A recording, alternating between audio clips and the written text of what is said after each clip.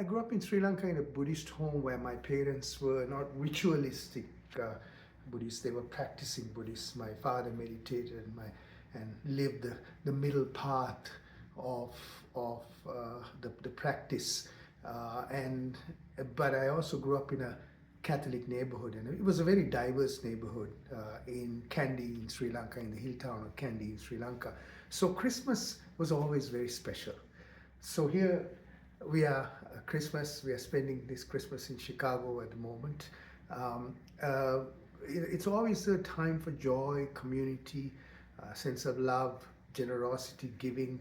Even the act of buying gifts for each other is something that's special. Now, as I was growing up as a kid, we believed in Santa Claus, and wrote letters to Santa Claus and all that till about I was about 5 or 6 years old. I remember that we always had a Christmas fair, whether it was in Kandy or we spent a lot of our Christmases in the city in Colombo, and at our aunt's place or uncle's, and that Christian influence was always present in our family, and that special time of singing hymns, all those things is something that I also culturally grew up with, even though I'm supposedly coming from a Buddhist background. So that really widened my understanding of other faiths and other religions, and how people think in different ways about their own faith and own religion. But it also gave me an understanding that there is a common thread through all of these. And there were Hindus, there were Muslims, there were Christians in our neighborhood from different ethnic backgrounds too. But love, compassion, and empathy, sense of community was all a common thread through all this.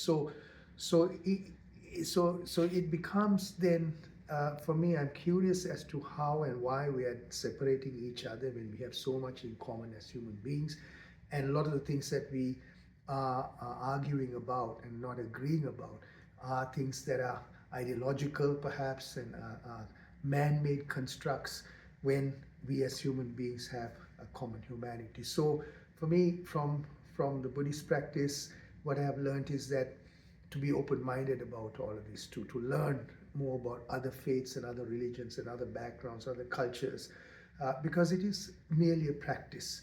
It gives some basic teachings of what life is, in terms of there is unsatisfactoriness in life, and there is impermanence, and there's no such thing called this notion of self that is identified by my body, by my feelings, my perceptions, my worldviews, and my consciousness. It is taught to be it was taught to us to be a fleeting phenomenon, and it is, right? I've found that out over the years through the mindfulness practice. So then I've also had great examples of my parents living the middle path.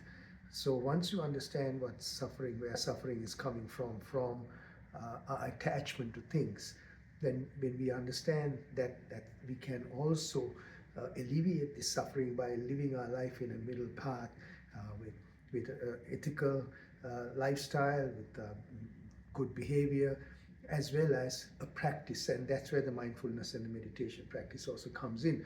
So combining that practice with also accepting all the other religions and faiths, for me, gives me a lot of liberation, a lot of freedom, and I also enjoy all that too. So even this Christmas, sitting together for a meal as a family, singing the hymns, and I always loved the hymns.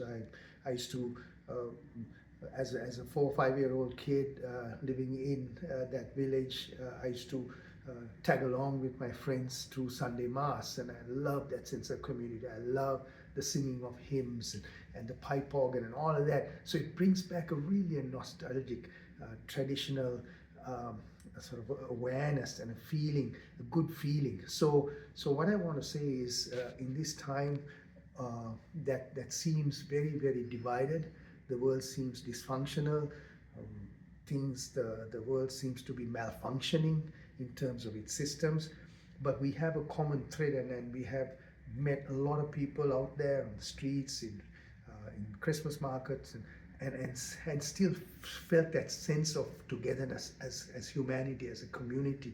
And I want to really also perpetuate that message of love, togetherness, compassion, empathy for each other, and a sense of community, sense of giving, the generosity that makes us human. And so I wish you a very Merry Christmas and happy festive season, and all the very best for new awakenings, new beginnings, and new adventures for 2026. Be well, be happy.